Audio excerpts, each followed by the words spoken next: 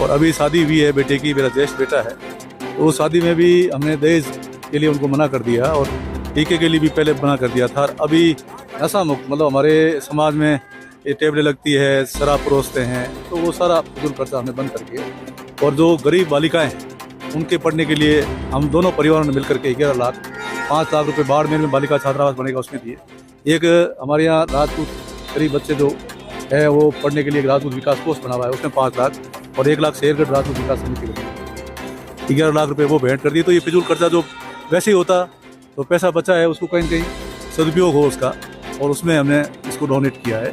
और मैं आम जनता से भी आह्वान करना चाहता हूँ, और हमारे क्षत्रिय संघ के प्रमुख साहब भगवान सिंह जी रोल साहब सर ने कहा कि हमको एक ऐसा कोर्स बनाना है जिसमें 36 कौम की जो गरीब बालिकाएं हैं जो पढ़ नहीं सकती और उनका विवाह संपन्न ढंग से नहीं हो सकता, ये हमारे समाज को आगे आके ऐसा कोर्स बनाना चाहिए। कल ही निर्णय हुआ बाड़मेर में, और ऐसा कोर्स बनाएंगे जिससे 36 कौम की गरीब बच्चियाँ पढ़े, आगे बढ़े और उनका समय पर शादी संपन्न हो जाए। तो ऐसे सामाजिक सरोकार के काम होते रहे और आपस में सामाजिक सरोकार के काम हो।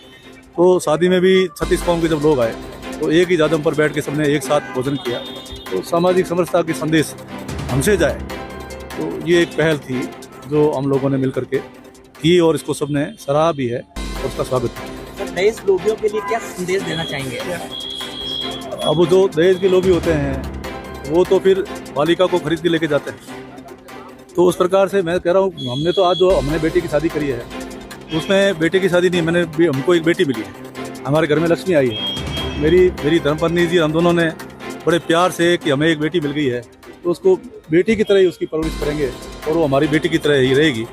तो हमेशा आज 20 साल 22 साल जिस परिवार में पलती है और हमारे भरोसे पर वो हमारे घर आती है, तो हमारी बेटी होती है, उसको उसी सम्मान से घर में रखा जाना चाहिए। उसको बेटी और लक्ष्मी के रूप में पूजा जाना चाहिए। सर